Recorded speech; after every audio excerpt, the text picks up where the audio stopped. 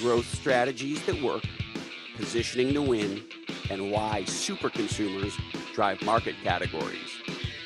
All right, all right, all right. Hey ho, let's go. Hello, my legendary friends. Welcome to this episode of Legends and Losers. And man, am I ever glad that you are here. We've got an outstanding dialogue for you today. But before we get to Eddie, I wanted to say one more time a big thank you to my friends at DeVry University, and in particular, President Pam Daly, Dean Dennis Mueller, and my new buddy, Wendell Myers, for inviting me to come and deliver the commencement speech this year at graduation in the East Bay of San Francisco, California, the San Francisco Bay Area. It was really a very special event. I've spoken at a bunch of colleges and universities before, which is always a thrill. I love to give back if I can.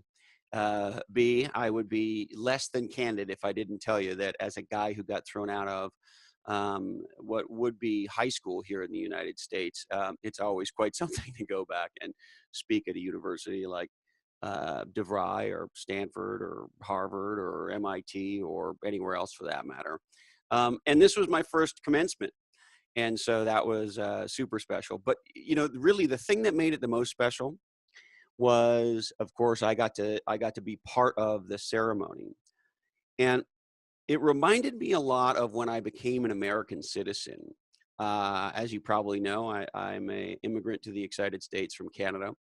And several years back, I became an American citizen. And when I went for my swearing in ceremony, so when you become a citizen, you have to study and understand the Constitution and the history and so forth, and you have to pass a test. And yes, surprise, surprise, I passed it. I think my favorite question, I took my test in Sacramento, California, which of course is the capital of California. And if I'm not mistaken, I was in a building on a street called Capitol Street or Capitol Ave or something like that. Anyway, one of the questions I had was, what's the capital of California? And so I passed the test and all of that. And then I went to have my swearing in ceremony. And I did it in Sacramento, like I said. And there were, hard to know exactly how many people there, but there was a shit ton of people there. It was well over 1,000 folks. And most of them, best I could tell at my swearing in ceremony, were not from countries like Canada. That is to say, Canada is a great place. And I just happened to come here primarily because I was in the tech industry. And so I was certainly not a political refugee.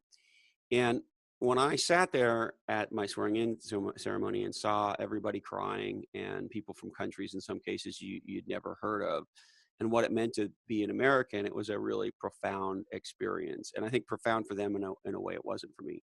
Don't get me wrong, it was very profound to become an American. I'm incredibly proud to carry a U.S. passport and to live in California.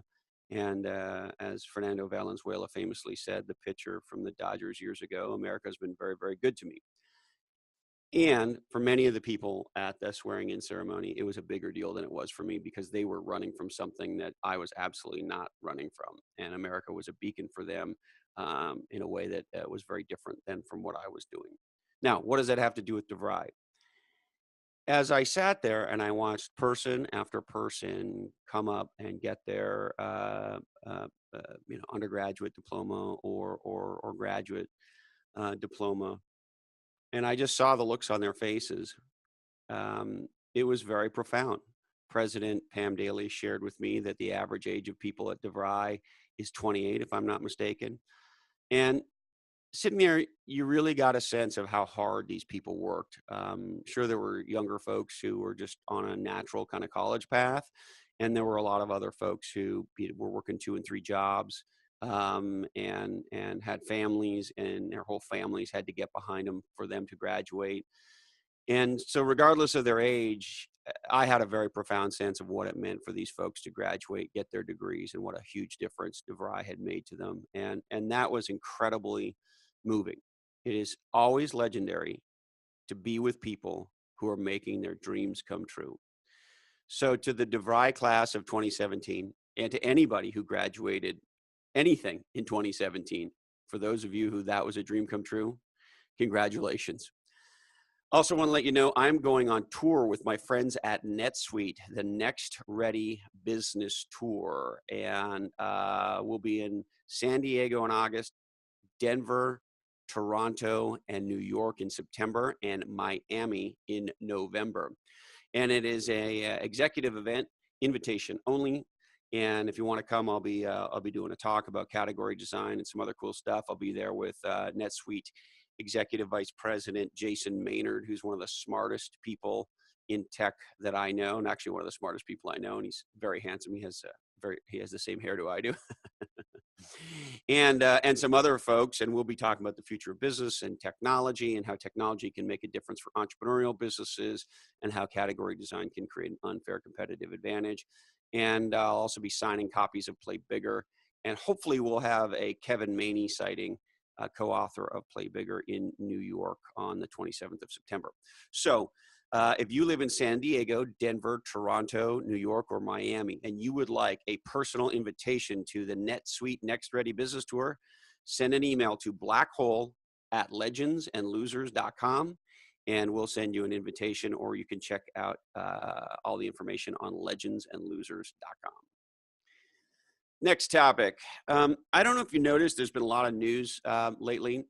So this one sort of slid under the radar, but I think it's important, particularly from a category strategy, category design perspective. Home Shopping Network bought QVC for $2.1 billion. And most of the people who covered this news said that it was in response to Amazon, that you had the two major players in television, home shopping get together and try to bulk up to withstand the impact from Amazon. Well, if that's what they're doing, they're fucking retarded. And I'm not saying that bulking up isn't a good idea. It may very well be, but it's not the acquisition from a category strategy perspective that would come first. Because what category kings do is they expand their category potential. And if Home Shopping Network really wanted to do something legendary, they would have done something that would change the game in digital commerce, as opposed to bulking up in the old game. Now, maybe they're planning on changing the game, but this one feels a little bit like tying two rocks together to see if they'll float. So hopefully those guys will figure out something legendary to do that actually designs a new category and begins to change the rules of the game on Amazon. But right now, it doesn't look that way. And if you want to know how Amazon became Amazon, and in particular, how they went from dominating books to dominating almost everything, check out episode 37 with the legendary executive John Rossman. He's the guy who built the marketplace business at Amazon that is now 50% of their commerce business, and helped them beat back eBay and expand their category potential and put them on the path that they're on now, which is causing laggards like QVC and Home Shopping Network to do what they're doing. All right. With that said, let me tell you about our guest. I love this guy. Eddie Yoon is an amazing, amazing human being, incredibly smart. He's the founder of his own new outfit, brand new, called Eddie Would Grow.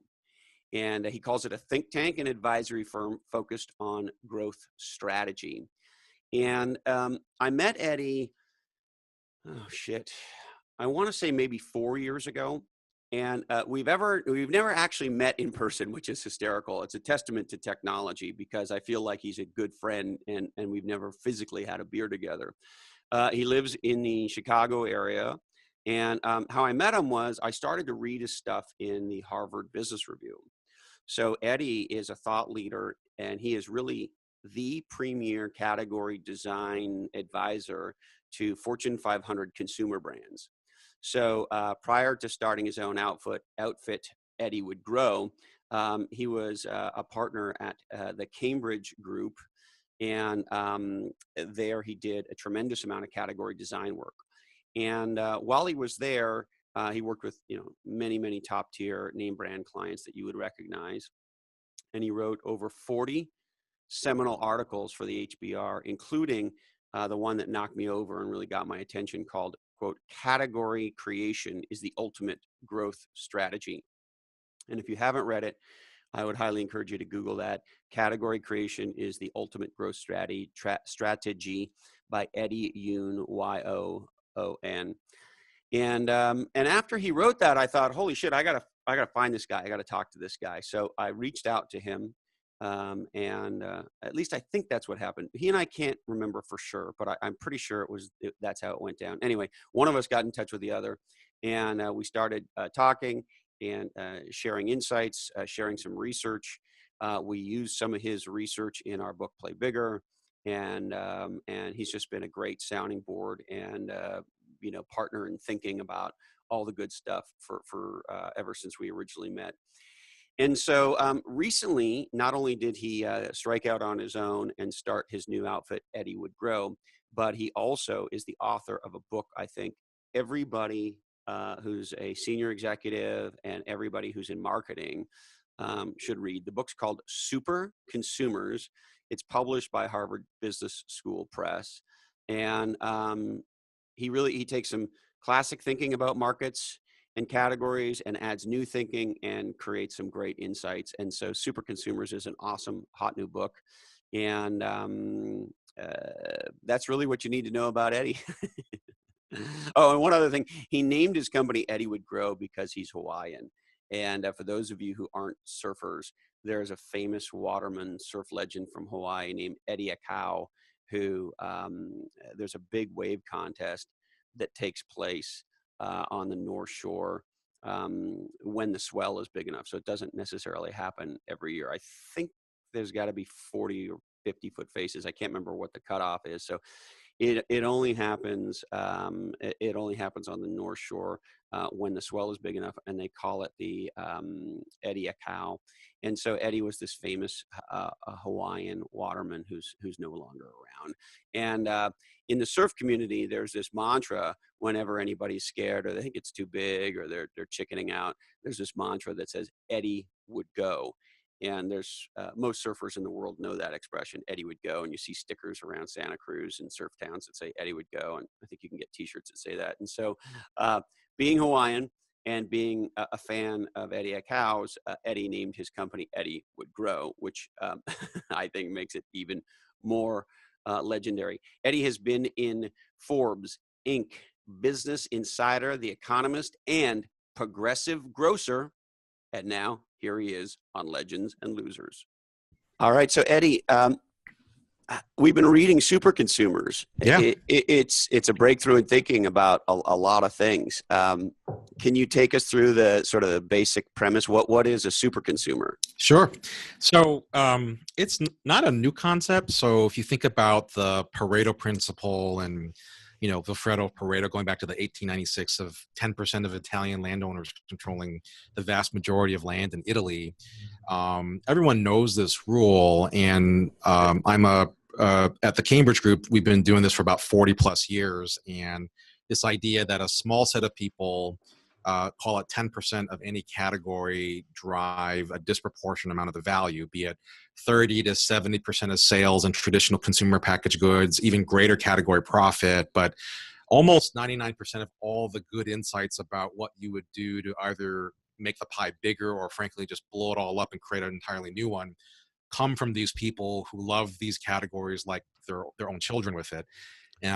So is it sort of like the 80-20 rule where 20% of your profits and revenues come from the other way around, 80% of your profits come from 20% of your customers? Is that sort of what we should be thinking about? Yeah. And I think with a slight twist of most people think about it from their own category or their own business or brand's perspective. Yeah. The way that I flipped it is if you kind of widen the arc to, not so you got a bunch of guitars hanging. So not just a Gibson guitar, but people who buy guitars writ large.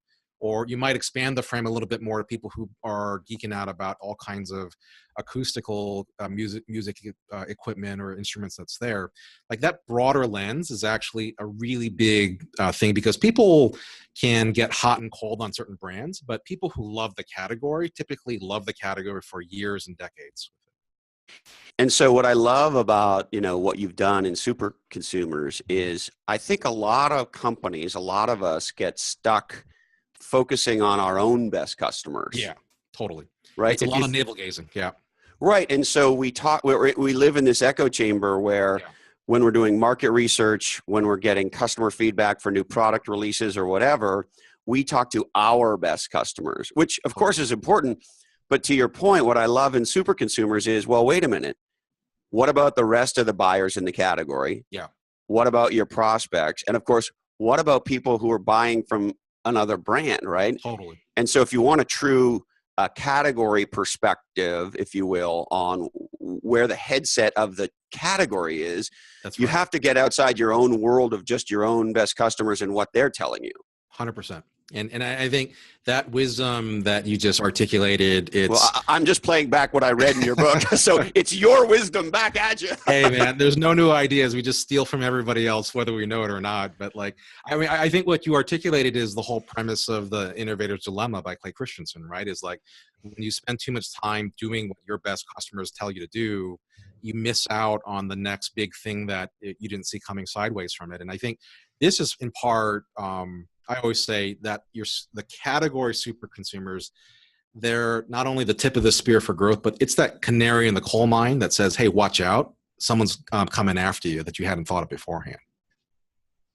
So, of course, we have to ask you this question, which is, how do super consumers and category design or category creation connect? Why is that an important? Why are those two concepts of who are the top sort of buyers and influencers in a given category, and how do they relate to, if you want to be somebody who's designing a new category, how do they relate to making that happen for an entrepreneur or an executive team who's trying to do category design?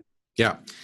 So what's been interesting is for the 2 decades that I've been doing growth strategy, I would say 99 out of 100 times when I run into a new company and they tell me what the growth strategy is, it's in the same bucket of what I call pie splitting, right? It's, hey, Chris and Colin, we all compete. I'm going to steal your slice of the pie by copying your product, discounting you, or outspending you in some way, shape, or the form. And, usually industry profit goes to zero at some point after that, and everybody loses. And I remember connecting with you earlier on about, like, we kind of in parallel got to the same insight of what I found is that in categories that are growing, 1% of the brands and businesses capture 80% of the category growth, which I just thought was remarkable. Hold on there, handsome. Yeah. Let's say that again. Say it again for us. 1%. 1% of the brands or businesses in a category capture 80% of the category growth. So if you compete in a $10 billion category and you can make it 11 billion, 800 million is going to one particular player there. And so whenever I talk about category growth, people always think it's a little, why would I do that? It's counterintuitive, and why float all boats? I'm like, no, you don't understand. When you can crack the code on making the pie bigger, new people coming in that hadn't used the category before, or you broke through with a new usage occasion so that units per user go up, or so you've created something so awesome that you can charge a premium on it, so price per unit goes up, you're going to disproportionately benefit, and in a way that I think is really exciting. And that lends to the next bit, which is like, well, heck, if you're going to do that, the actual best growth strategy that I've ever seen out there is, category design and creating a new category. And because, again, the data doesn't lie that when you look at the fastest growing companies that are out there, out of 100 fast growing companies, this is research that I've done on some of the Fortune 500 list that's there, is 13% are category creators.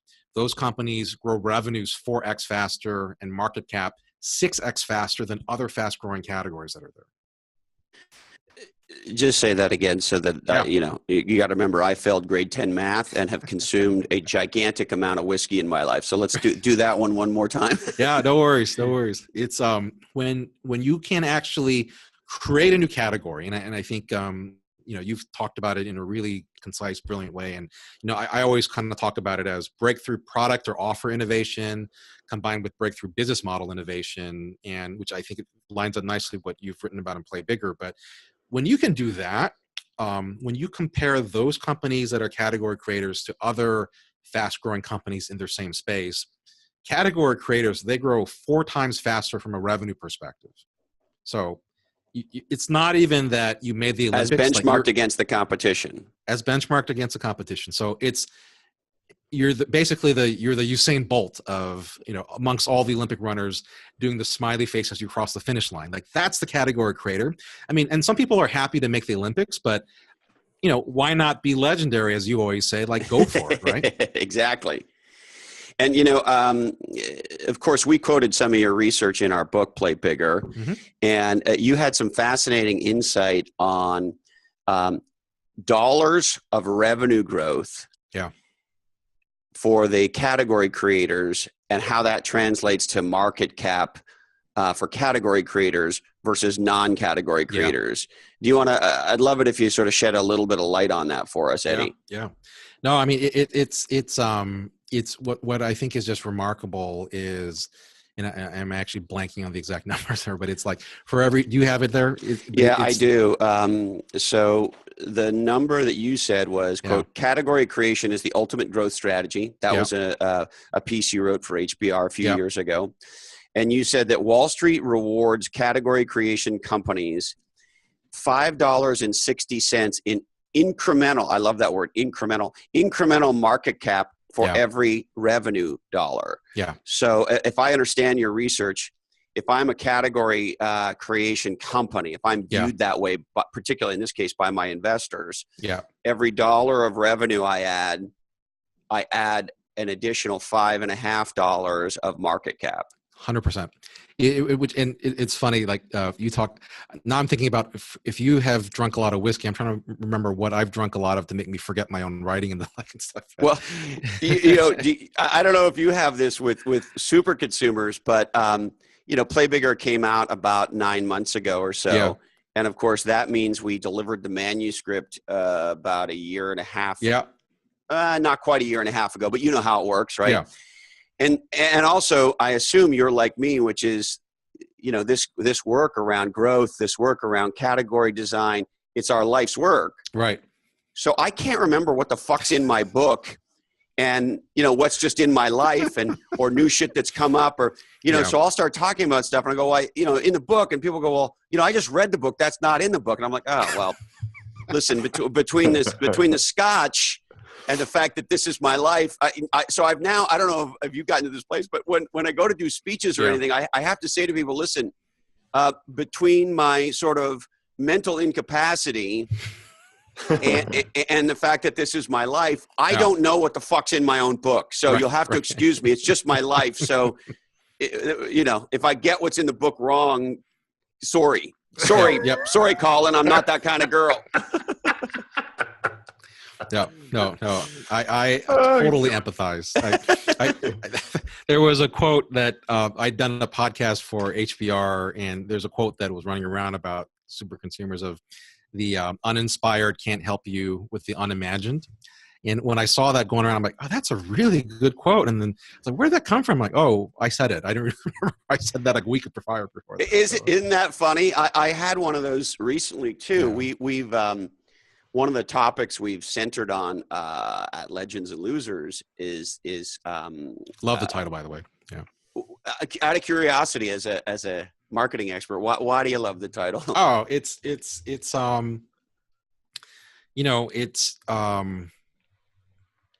I was on a panel last week at a conference, and I had as a longtime marketer at Nestle, a longtime marketer for Mondelez, and a longtime innovation guy from Anheuser-Busch. And this was a legendary panel in your words. To the guy Jeremy Vandervoort had launched $100 million brand in confection, which is not easy to do.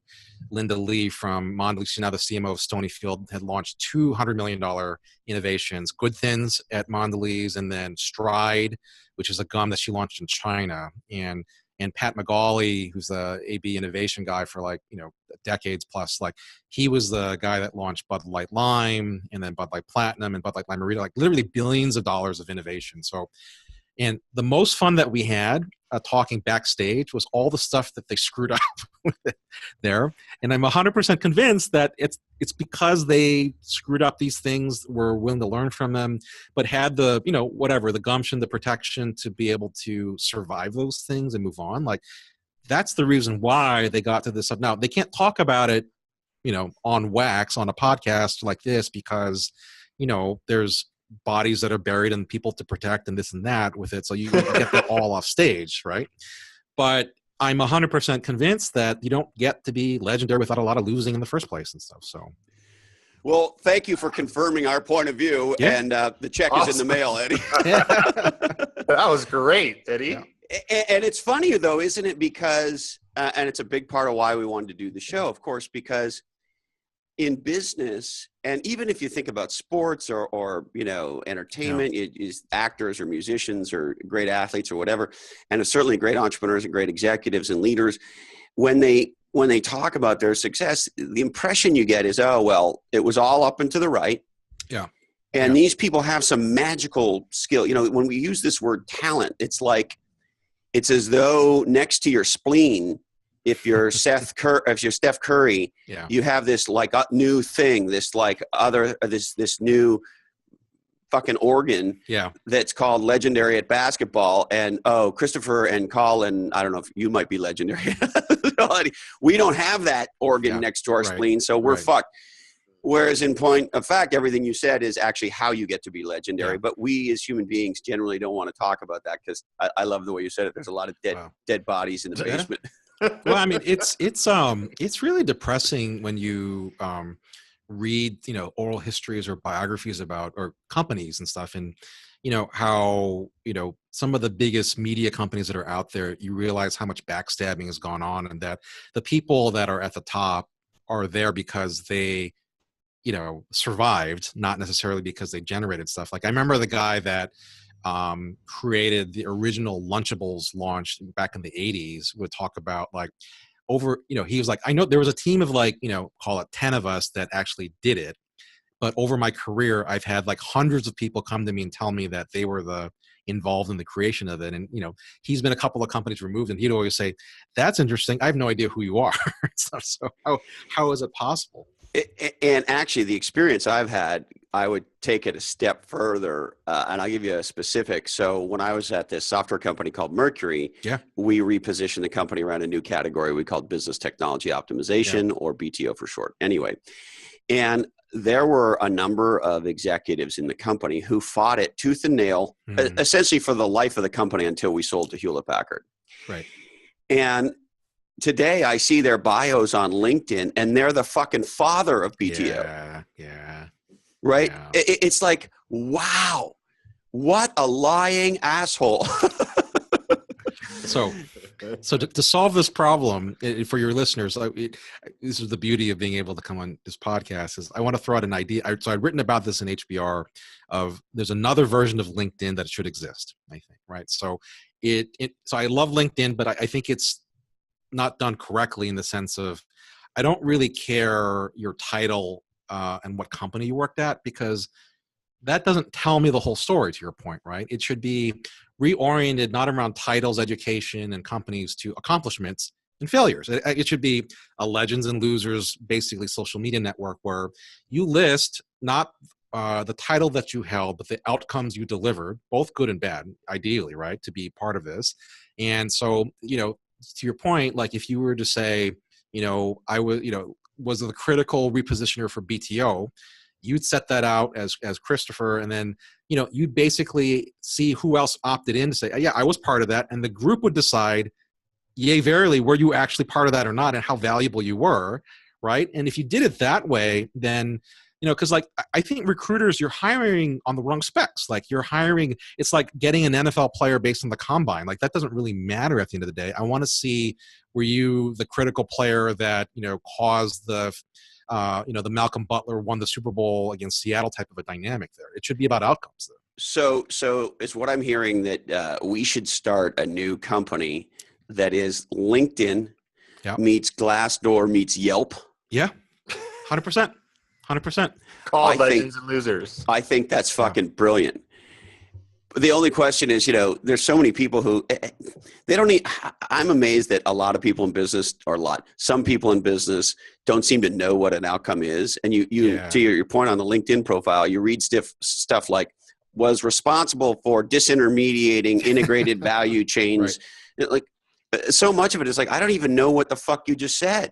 Yeah. Like, I don't know how those words, like, Totally. A lot of buzz in there. A lot of buzz, and like it would be important to know, like, were you the disintermediary, or were you like the I don't know, I'm in Chicago, so the Jack Haley on the Michael Jordan Chicago Bulls, like, yeah, you were on the bench, but did you get any playing time? Like, is that important?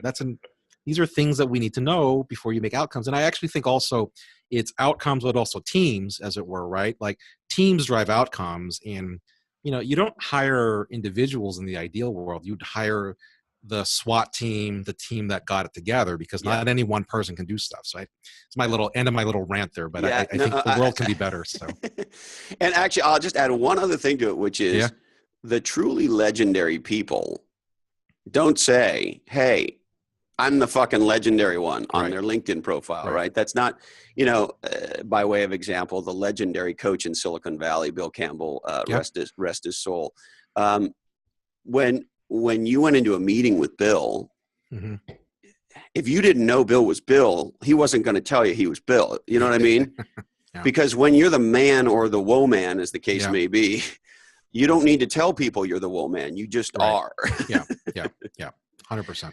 So back to super consumers, is it about then, how do I identify that small percentage? What did you say? You said it was 8%. Did I get that right? About 10% in any category drive.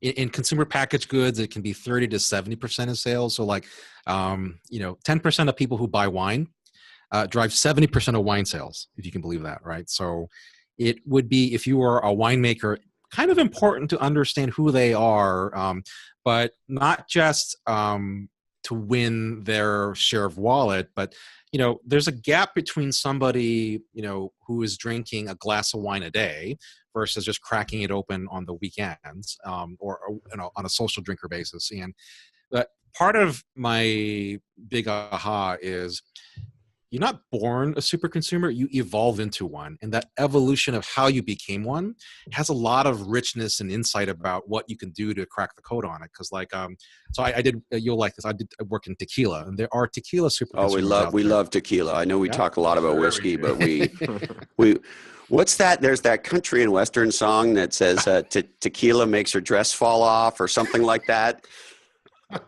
Hysterical. The other one I love people are going to kill me. I don't know who these country artists are. As a matter of fact, for me, music stops in about the late 90s. So I have to, but the other one I love, I think his name is Dierks Bentley. That song, I'm Getting Drunk on a Plane. And if you're getting drunk on a plane, it's probably tequila. Right. But anyways, I'm sorry, Eddie. No. I interrupted you. No, this is good. I mean, music and tequila, all that goes nicely together. But I mean, this is part of the insight is, there's, let's say 10% of people who drink tequila are that super consumer.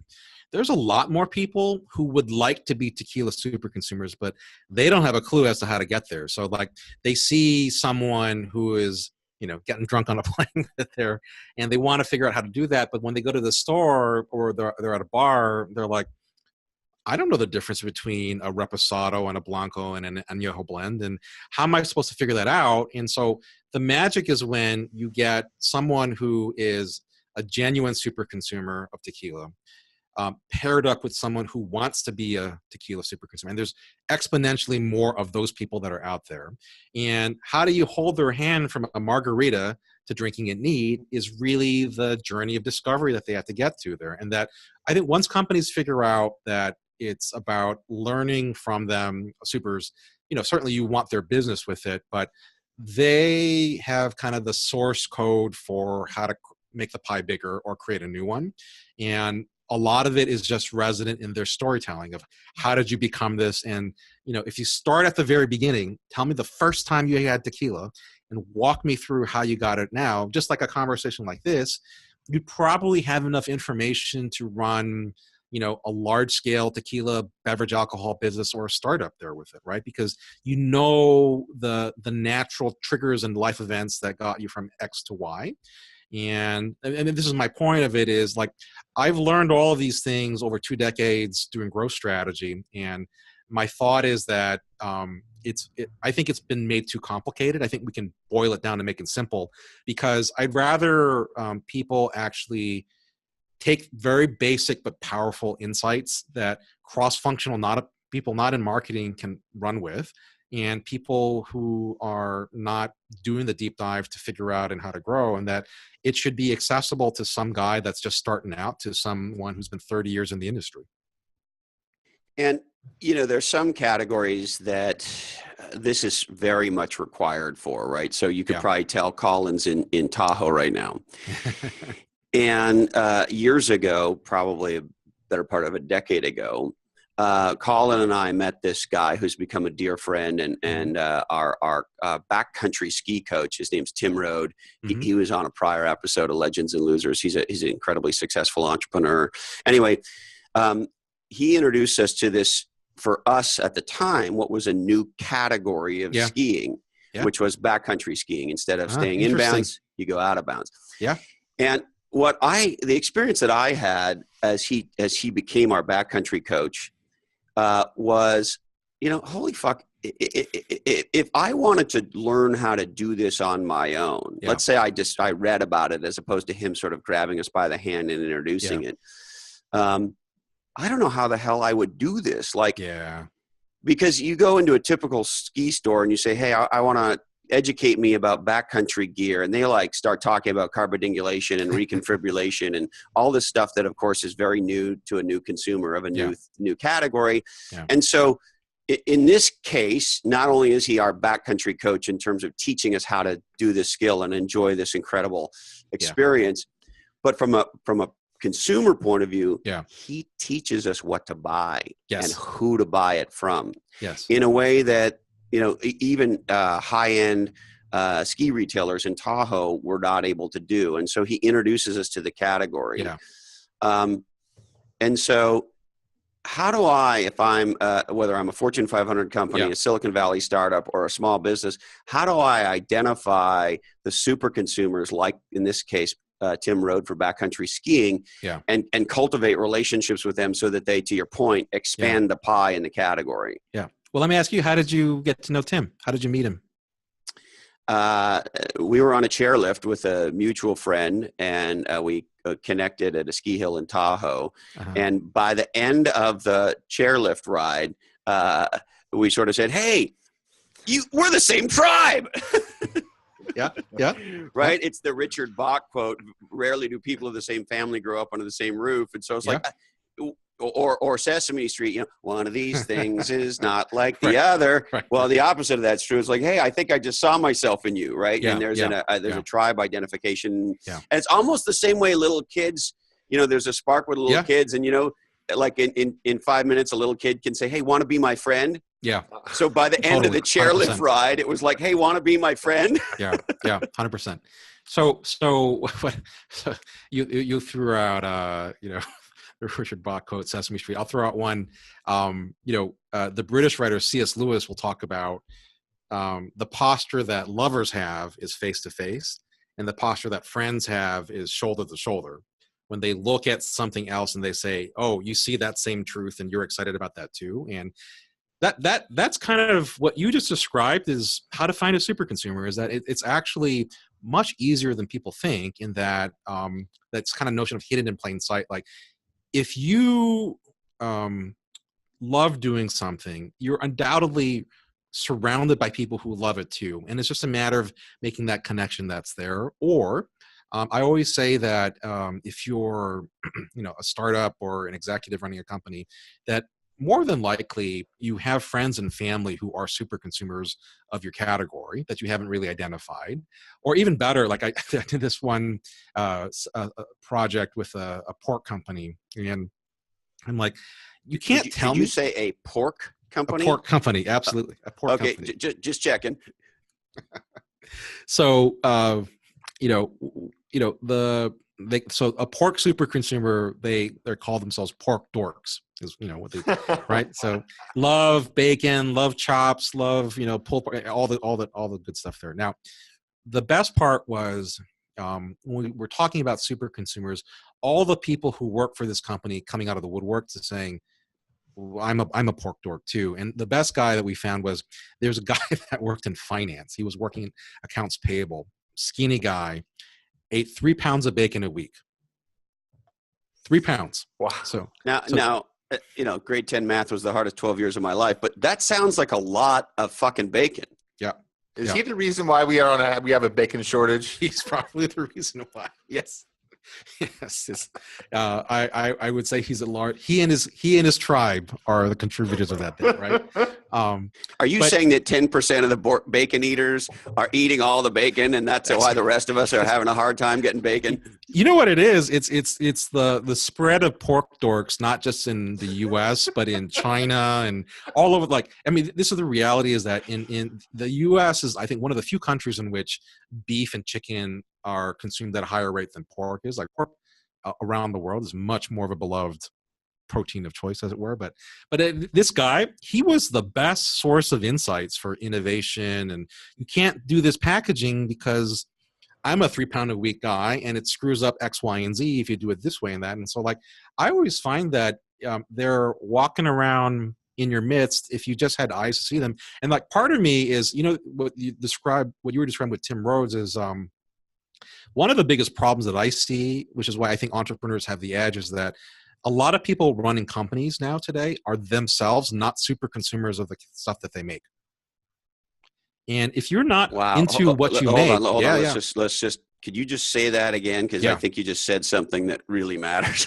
No, it's 100%. So it's I've done a lot of work in the food and beverage industry, and a lot of that business. The reason why they're having trouble right now is these categories were designed and created back in the 50s. Frozen meals and this and that, and you got income inequality.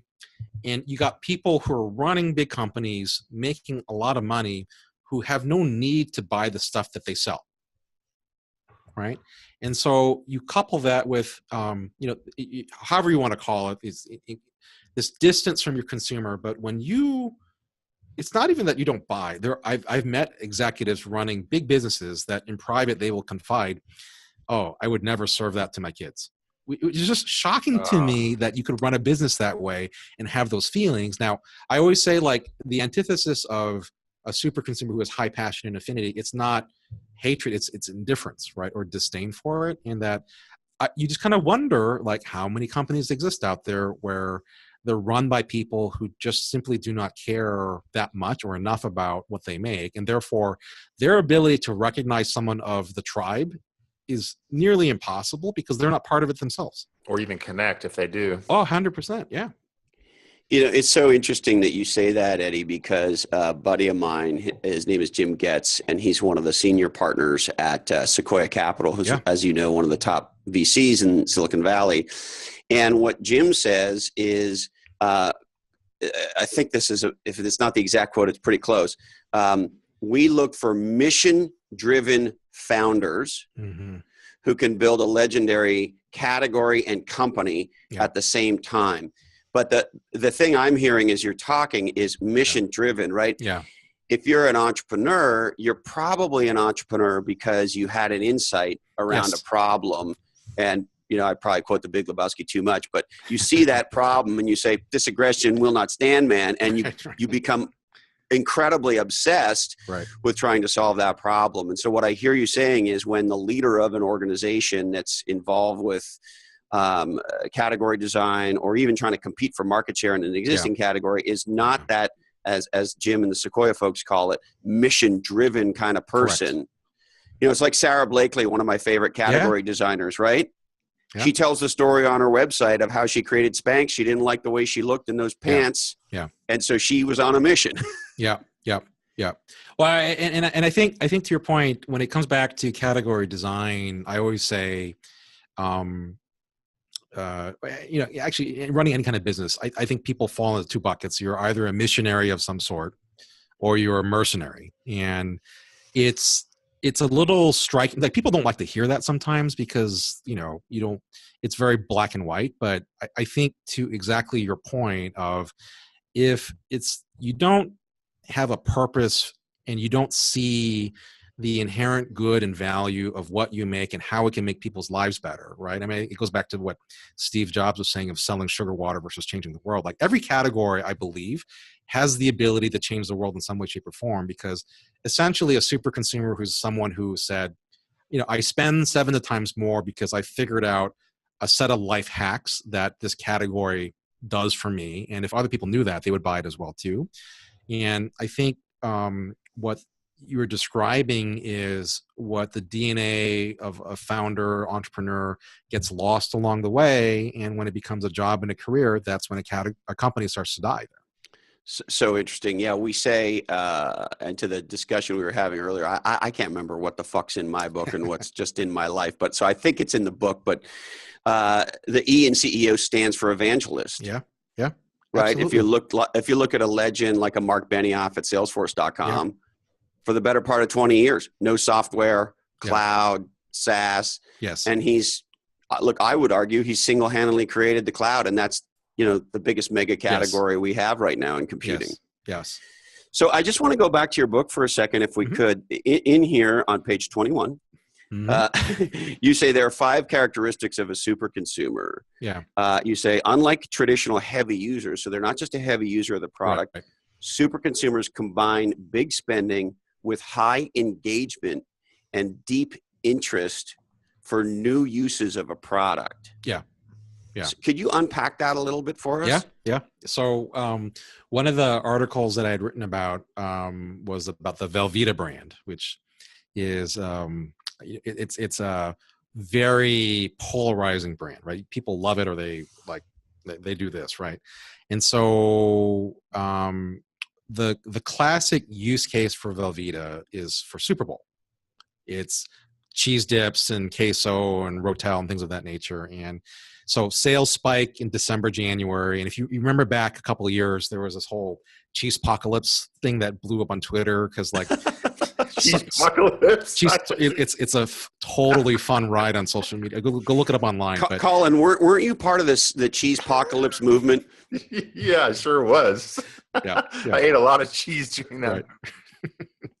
Yeah, it was basically, I think the story goes is there was a letter written to a store manager of some grocery store that said that, hey, watch out, our inventory is going to be a little low on this pre-Super Bowl. And someone got a hold of it and flipped it to Ad Age, and the internet freaked out. It was just like, oh no, you can't have no Velveeta before the Super Bowl. But to the point about highly engaged and curious about use cases is that the people who were super consumers of Velveeta, and effectively they were the category because they had a dominant 90% share of the category. But when you talk to them, they were buying it 9 times a year, not just once a year. And it's not like they were had 9 times the amount of dip at Super Bowl, and nor were they using cheese dip all throughout the year necessarily. What they had, the life hack that they figured out was, hey, I have a family, I have kids, I got to get them to eat vegetables.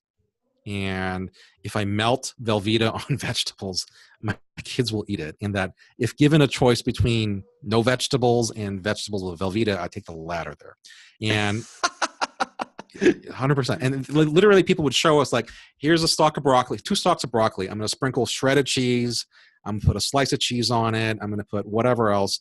And it's a mess. It falls all over the place and it's not appetizing. But Velveeta, on the other hand, may or may not be the best cheese. It's up for discussion, but is the best melt. And so it gets into every nook and cranny of the little broccoli stalk that's there. And it's a totally different eating experience. And so when it goes back to this mission of, is your mission to, have the best Super Bowl party or the best cheese dip? It's kind of small, but the mission of, hey, helping kids eat more vegetables, and if I have to do it in a Trojan horse way, so be it.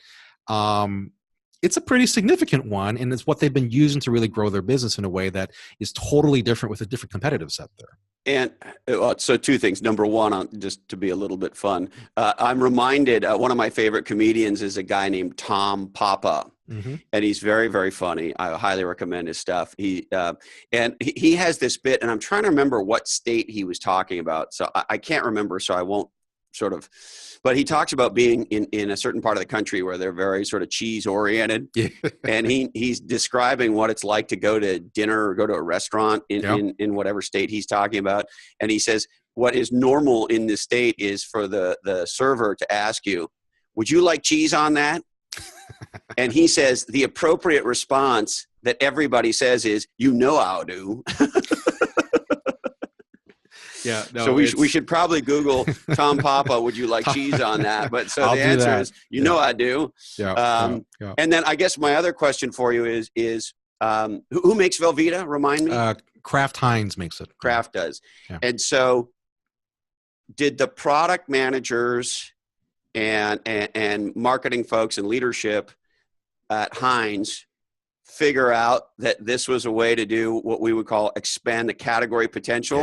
Yeah. Or did the consumers do it and then educate the company as to the new category potential? Yeah, no, it's funny you mention it. It's a little bit of both, actually, because you'd have this dynamic where the directors of marketing, the brand managers running the brand, they knew they had a rabid fan base and there was something different and distinctive about this business.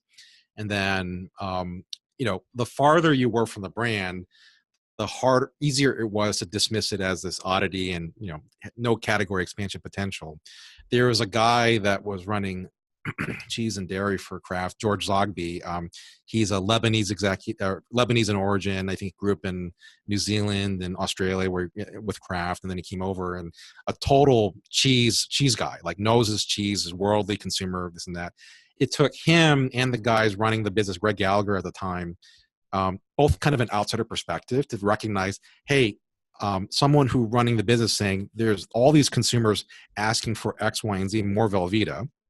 And then someone who was not an American, who didn't have any preconceived notions of the brand or the business, but recognizing that he was a cheese super consumer. He enjoyed great fancy cheese that you get at Whole Foods or whatever it might be. And he was able to notice that, yes, it is the best melt of any fancy cheese or any regular cheese that's out there. And that was distinctive there. And so it is kind of funny how, you had both a true cheese super consumer and a fan coming together on this one. So it's so fascinating because we say that new categories come from the identification of problems, and those problems are predicated on an insight, and those insights are typically a market insight, which would be Airbnb by way of example, or a technical insight, which would be a company like VMware, who they do something cool technically and then don't know whether there's really a business applicability, but they think it's cool, and ultimately there's a dot that gets connected. So I'm reminded of a story. I'm a huge rock and roll fan. Yeah. And there's a story about Jim Marshall, the creator of the Marshall amp. And he was creating amplifiers. Of course, there's a speaker. And when rock and roll gets started, guitar players want more and more distortion. And they're trying to figure out how to do that. And this is pre-distortion pedals and so forth, right? And so the story goes, who knows whether it's true, it's a great story, that Pete Townsend sort of whacks a hole in the speaker so that it changes the way the speaker vibrates when he plays, and it adds more growl to it. And he goes to Jim, who's if I'm not mistaken, he owns a music store at the time, and he's selling amps, right? And he says, look, we've been jamming holes into your fucking speakers because we want more when we play, right? And he said, would you please build one that does this so I don't have to F with these speakers? And that's the beginning of what today we know as the Marshall amp. And for people who don't understand, like, you take the Marshall amp out of the mix and there is no rock and roll, right? And so I guess here's my question: with all that said, in the modern age, and you talk about it in the book, you talk about how to engage these super consumers. How do I go and find out who those 10% are who can really move a category? And then how do I engage with them in a powerful way so that I can get those insights, whether it's the Velveeta gets them to eat broccoli, or the jamming the stick in the speaker creates a better sound for my amp. So how do we do that today? If I want to tap into those 10% who are really driving things, particularly in the context, Eddie, of creating a category or redesigning it so that the rules, you advantage it, you change the rules of the game and you advantage yourself. Yeah. So great question. And I'd say, there's a couple of ways of doing it. One is we talked about kind of personally, relationally. Hey, you know these people, you haven't tagged them that way, so just look in your circle of friends and family and within your company. That's the first place I'd start. But it's funny that you mentioned the Marshall amp, because these supers are evident in your data, in your big data and your small data, via distortion. Like if you see any bumps and variance in your data, probably a super consumer within that, right? And so this notion of, within a week or two of like working with a company, I always say, show me your current data. Let me rank order it high to low. And when you see weird distortions there, that's the EKG sign that there's a super consumer thing going on there. So like, for example, this, so there's an ice cream, Ben and Jerry's at the time, this is like 10, 12 years ago. We're looking at some of the data from their stores, and Cherry Garcia, one of their most popular flavors, right? Out of 37,000 grocery stores, 3,000 grocery stores generated half the sales of Ben and Jerry's Cherry Garcia. So out of 37,000, 3,000 generated how much? 50% of all of the Cherry Garcia sales. Wow. So you have super consumers and you have super stores effect. Another way of looking at the world of saying 10% of all grocery stores or less than that, you had half of your SKUs of Ben and Jerry's Cherry Garcia being sold there, right? And so, it was a big aha. It's like, okay, make sure those stores don't go out of stock. But then it starts to raise the question of, well, why is that the case? And what's unique about that? Is it the cheese? Would you like some cheese with that phenomenon culture that's going on there? But so it's in your sales data. I always say it's in your digital social media data. So how people spend their time is as telling as how they spend their money. And so, if you work for a company that, I think there are certain categories that maybe in the movie or entertainment business that people like to post about in social media. But, by and large, most companies are not kind of top of mind for every consumer that is social media post worthy. So if you got someone who's posting about BTO or White Sox or cheese, probably a telltale sign that they're why would they care enough to put it online that way? If you have a direct to consumer or a CRM business, like anybody who takes the time to fill out, create a login, give you a credit card number, probably a telltale sign that they're a super consumer there. And then my favorite one, so there's personal relationships, there's your data, and the third one is, there's that Eskimo saying, the best place to store excess food is in someone else's stomach. I always say, what? I've never heard that. The best place to store food is in someone else's stomach. Yep. So if I have, an extra haul of, I went fishing and it's gonna, go bad, I'd best give it to you and the Colin so that makes you guys happy. And if I have a need down the road, you pay it back to me in that way, shape, or form. That's kind of the core concept. I thought maybe you were going to feed us this giant meal and then take us somewhere and kill us. And then somehow make us throw up, make us puke or something. I had a much more Stephen King version of what you said. This is my Legends and Losers foie gras that I have here. Yeah, exactly. So, but if I hate to interrupt you, but if we go back to the Cherry Garcia example, 7 stores, 3,000 drive 50% of the revenue. Mm-hmm. So if I'm the chief executive of Ben and Jerry's at the time, or I'm the product manager rolling out, I'll just make up a new thing. Let's call it Strawberry Lady Gaga. Sure. So if I'm going to roll out Strawberry Gaga, then is what you're saying the smart thing to do? Rather than do a what we would call a lightning strike product launch in 37,000 stores, why not do a cuddle with those 3,000 stores, get them involved early, and figure out a breakthrough lightning strike strategy to launch Gaga Strawberry at those 3,000 and then move out from there? Is that the kind of thinking that we should start to have? 100%. So I'm curious about your perspective, because it may or may not be different in technology, but every category creator that I've explored or researched has gotten scale first by being very strong in a very local density of some sort. So when Keurig got started, it was Boston, New England, in offices, right? Like I think it's kind of fascinating to me, like for all the activity that coffee has gotten in the single serve space, that people don't still talk about that Keurig was a B2B office coffee business. And to your point, mission driven. Hey, office coffee sucks. And it's a $4 billion market.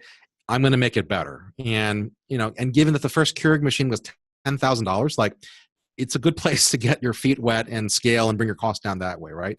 And so to your point about Strawberry Gaga is it's either those 3,000 stores or, one of the concepts I talk about, one of my partners, Tim Joyce, came up with this idea of super geography. So birds of a feather flock together. So when you have a super consumer, they're valuable. When two super consumers come together in a local market of some sort, could be geographic, could be social, could be life stage, like we had our first children, or we just got a dog, or both raising chickens for eggs and the like, and so whatever it might be, right? Are you raising chickens, Eddie? No, I know you, and I know somebody else who just moved to Michigan who does that. We could now have a 4-hour conversation about that, but if you don't have them, maybe we could just keep it to 2 hours. I don't have them. On the chickens. Right. And also you have to get with the parlance of our times.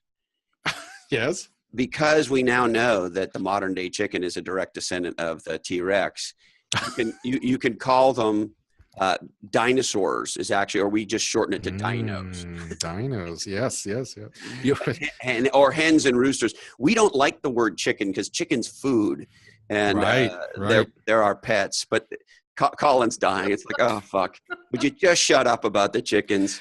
What I always say, like, so I'm on the Myers-Briggs. I'm a very strong introvert, and so when I go to conferences, or I usually say I run out of words at some point. And so my standard trick that I always tell people is, if you kind of got to power down, you can't talk that much. Find someone, ask them what they are a super consumer of, and they'll go for like 20 minutes, or in your case, 4 hours about chickens and dinosaurs and T-Rexes, and you can just not say anything and listen, and like, okay, I'm good. So if you're ever at a dinner party, that's right, and you don't know what to say, just say, "Hey, what are you a super consumer of?" And sit back. There it is. You just drink and eat and listen. That's all you have to do. That's awesome, Eddie. I love it. The other interesting thing, I don't want to lose this one, is the super geos. So figuring out, we see this in Silicon Valley all the time, right? Where a new carbidingulator category gets born, and the entrepreneurs and executive team and VCs and say, okay, well, what's the first sort of area of focus to get the category ultimately to tip? And if it's a breakthrough technology, often it's selling it to other technology companies. And so there's a lot of tech companies who their pathway to success, particularly in category design, is we evangelize the new category in Silicon Valley. We get like-minded folks to agree that, for example, software containers are the big thing in software development. And so a company like a Docker gets everybody in Silicon Valley evangelizing and using these things called containers. And then all of a sudden, Citibank wants to build software around containers. Is that what you're talking about? Yes. And I think Silicon Valley is the perfect analogy for it. And that you see the same thing in, the Boston, MIT area around, hard robotics, the similar fashion, where they're kind of epicenters of innovation, because I believe at first and foremost, they're epicenters of super consumers that are there. And that to take you out of tech, just to show its kind of broad applicability, is American Girl is a very, if there was ever amazing new category, right? Amazing new category creator. If there was ever a brand that had super consumers. A quick sort of HBR, quickie on what American Girl is. Sure. So American Girl is something that if you're a father of daughters, you should be absolutely scared and watch your pocketbook on this one and stuff. So it's they created a new category of dolls. So Pleasant Rowling basically took dolls for girls, crashed it with education and books and kind of multimedia, and created this entirely new category, as it were, of dolls that had such craftsmanship that they could be charging $100 per doll. So it's like 10x the nearest competitor out there. And so remind me, these things are fairly big dolls, right? They're big dolls, yes. They're what, 2 or 3 feet tall or something? It's like maybe half that or Okay, so with it. Yeah. So they're quite a bit bigger than a Barbie. Yeah, they're bigger, and they launched one a year with a huge backstory. 1 new doll a year, right? 1 new doll a year. It's a big deal. And they're not just kind of it's the doll that goes to work, or the soccer doll. They're characters. They have a whole backstory in history, oftentimes with books about, like, this was a girl that was a descendant of Irish immigrants back in the 1800s, and the trials and tribulations that they went through, or World War II with it. And so, as a father, I'm kind of like, you want me to spend what on what? But then you realize that they're reading these great historical fiction about who they are. They're picking up all this stuff. And so it's still play, but it's a chance to read and be educated on history. It's a chance to connect daughters and mothers and aunts and grandmothers all together. Like, you go to the greatest thing, it's either the greatest thing or the scariest thing, is to go to an American Girl store where you can bring your $100 doll that you spent even another $100 in books and this and that reading about, and have tea with your doll in the store. You can have your hair done and your doll's hair done at the same time. You can buy matching pajamas. It's a complete money maker with it there. But it's really an amazing business where they customer acquisition through catalogs, obviously the store, but then the part that the super geo concept, the best way that I can explain it is, if they ever wanted to sell more American Girl, is to have your daughter play with another girl that has more American Girl than she does. And guess what happens? Daddy, I need to get blah, blah, blah with it, right? And so they were measuring ROI in a very logical way, which was, I sent Colin's household a catalog. Did you buy stuff? Yes or no? But the right unit of measurement was actually the neighborhood and the local zip code that was there, because it's a social category, right? And so what you could see is that I may or may not have gotten Colin's household to buy, but that catalog was seen by a neighbor. That catalog was seen by the play group. And if you could measure ROI at the, you could never get this for school board reasons, but at the play group level or the classroom level, like, that's how you crack the code on it. And that's this idea where you had a lot of super consumers of American Girl in a very localized area. The non-supers would spend 20% more in that local geography, because the tipping point, as you were describing, has gotten there. And so the notion of density, I just find really, really important. And that if you can't find a super consumer personally within your company or fans and family, there are these super geos that if you descend on, and this, like, the Pac Northwest, great place for craft beer. You want to talk about super consumers? Yeah, that's where you go with it. Every part of America and every part of the world has this phenomenon where local cultures have created momentum around something, and it's very easy to find super consumers there. Isn't that fascinating? I've often wondered if the city council of Santa Cruz has made it mandatory that 25% of the women have to be wearing Lululemon pants at all times. Now that's, and I think to your point, I bet you, if you were able to actually do the time-lapse video of the growth of Lululemon, that it would spread like a virus, in that it gets to density in a town like Santa Cruz. Someone from Santa Cruz moves, or a visitor comes, it spreads to another city, and it spreads, and so on and so forth there. And it can, thanks to the advent of technology and social media, it can be that way. I have found that it can be a life stage trigger. So iRobot makes the Roomba, and certainly if I go to your house in Collins and I see a Roomba, I'm much more likely to buy one. But then the other part of it is people who are first-time pet owners and first-time parents, and they have a baby, the dog is shedding and crapping everywhere and peeing everywhere. I need a Roomba. And or the baby's I had a new getting all over the place. Exactly right. I need a Roomba. My life has gone to hell in a handbasket, and therefore, what do?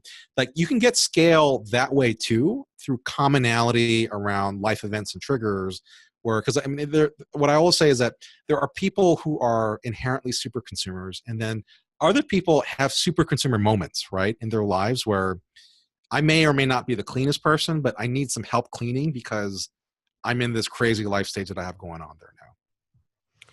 So, Eddie, I want to talk to you a little bit about finding these influencers, and Yeah. I wondered, if you had an opinion on finding influencers through an agency. One of them that comes to mind is something called Group High that I've heard of. I don't know too much about it, but I understand it's a great way to connect with influencers, and what you've described is a much more organic approach. Yeah. I'm wondering if you have an opinion around finding them through some agency or alternative means. Yeah, no, I think agencies, third-party partners are actually another great way of doing it, Colin, because I think that if I go back to the Sequoia Capital partner quote of mission-driven companies, is that it's actually quite rare that if you have a true mission, that your company or your category is the sole solution to that mission. Like missions are big, right? It's not just I have this need, I got to buy a product for it, and that and so like what I found is that either agencies can say, the mission that you're trying to accomplish sounds familiar. I've seen another company or another category trying to do the same thing.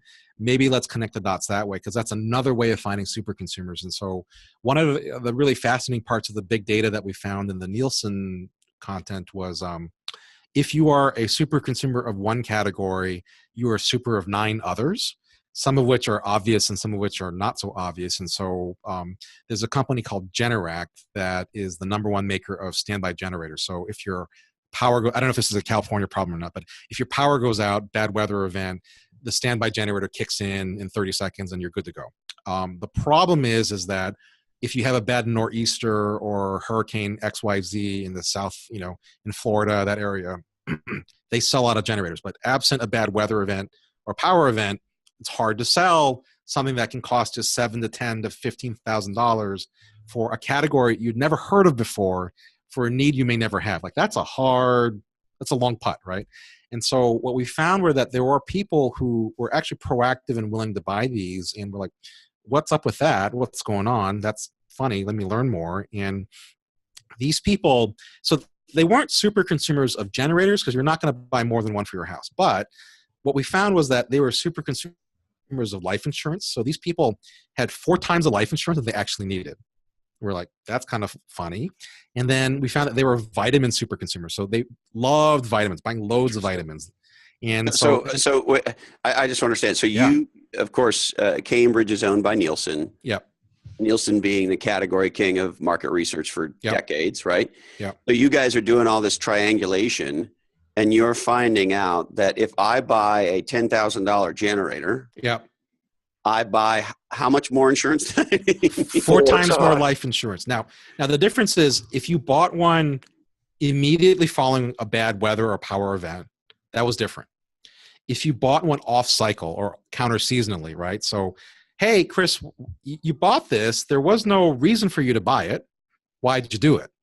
And those people, which are critical if you wanted to smooth out the business cycle, right, is we were like, okay, tell me about your life and why did you do this? What's the mission you are trying to accomplish? And it's basically these worst case scenario, Boy Scout be prepared type folks. They're called preppers, Eddie. Yeah. Preppers. We understand prepping. They were not worried about the cheese apocalypse. They were worried about the zombie apocalypse. Yeah, these are the people who buy bomb shelters and install them under their house so that their spouse and them can be Adam and Eve when the bombs go off, and we can repopulate the planet, or we can live for 400 years in our underground. Right? It's those 100%. Well, what were you going to say there, Colin? Sorry. All I could hear about from you a couple of years ago was the zombie apocalypse. Oh yeah. Every other word coming out of his mouth. Yeah, no, I went on a hardcore prepper run there a couple years ago, and Eddie, I am ready. There's a lot of soup in the garage.